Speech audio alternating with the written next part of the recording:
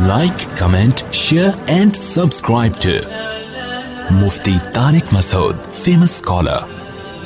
آخری سوال ہے، اللہ آپ کے جمعے کے دن آپ نے سوال کیا میں دودھ پلانے کی مدت 2 سال سے 2.5 سال کی تشریح فرمائیں، قرآن پاک کی اس آیت کا مطلب واضح کر دیں۔ سورہ احقاف، وفصالہ 30 شہرا، دودھ چھڑانے میں لگ گئے 30 مہینے یعنی 2.5 سال۔ وفصالہ کی تفسیر میں اختلاف ہے نا، فصال کا ایک مطلب یہ کہ ماں کی جو گود ہے اس سے جدائی ہوتی ہے 2 سال میں، ایک مطلب یہ کہ حمل کی اقل مدت 6 مہینے اور 2 سال دودھ پلانے کی، تو ٹوٹل کتنے ہو گئے؟ 2.5۔ تو اللہ نے حمل اور دودھ کی مدت کو اکٹھا بیان کیا ہے کہ حملہ و فصالہ، پورا یہ جو پروسیس ہے نا اس میں اور دودھ چھڑائی میں ٹوٹل کتنے لگتے ہیں؟ 2.5 سال، یعنی 2.5 سال زیادہ سے زیادہ حمل کی مدت بھی ہوتی ہے، 2.5 سال دودھ پلانے کی مدت بھی ہوتی ہے۔ قرآن کی آیت یہ اس طرح ہے، حملتہ امہ کرہا ووضعتہ کرہا وحملہ وفصالہ 30 شہرا، حمل اور فصال 30 مہینے۔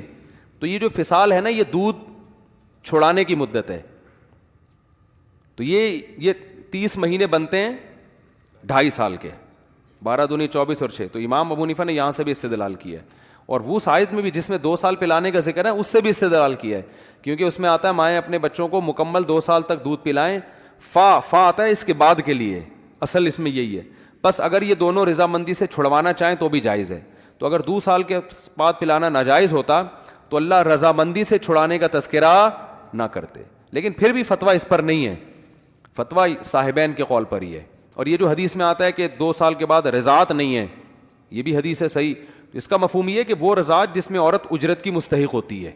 عورت اگر بچے کو دودھ پلاتی ہے نا ڈیورس کے بعد، طلاق کے بعد، تو مرد کے ذمہ اس کو الگ سے اجرت دینا ہوتی ہے، تو 2 سال کے بعد مرد کے ذمہ اجرت نہیں ہے، یعنی رضاعت کا بچہ مستحق نہیں ہے، غریبی ہے۔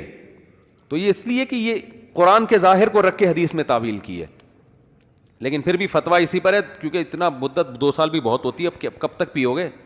صحیح ہے نا، 2 بھی بہت ہے۔ تو اگر کسی ضرورت کی بیس پہ کوئی دوسرے قول پہ فتویٰ دے دے تو ایک الگ بات ہے۔ سبحانک اللہم وبحمدک، کچھ پوچھنے آپ؟ اچھا ٹھیک ہے جی، وہ ایک بس آخری سوال لے لو یار۔ توحیدی فرقہ جو ہے نا یہ تو بیچارہ ویسے ہی ختم ہو رہا ہے آہستہ آہستہ۔ ہاں عذاب قبر کو تو قرآن سے ثابت ہے، عذاب قبر تو قرآن میں فرعون کے بارے میں کیا آتا ہے؟ صبح و شام آگ میں جلایا جاتا ہے، اور جس دن قیامت قائم ہوگی جہنم میں ڈال دیں گے، تو قیامت تو ابھی قائم نہیں ہوئی، تو کہاں جلایا جا رہا ہے پھر وہ؟ ٹھیک ہے نا، کہاں جلایا جا رہا ہے؟ اسی طرح قرآن میں آتا ہے اغرقوا فادخلوا نارا، قوم نوح کے بارے میں آتا ہے غرق کیے گئے اور آگ میں داخل کر دیے گئے، تو پانی میں غرق ہو کے آگ میں تو داخل نہیں ہوتا، اس کے بعد وہ برزخ کی زندگی میں تو اللہ پانی میں ہی آگ پیدا کر دیتا ہے ان کا۔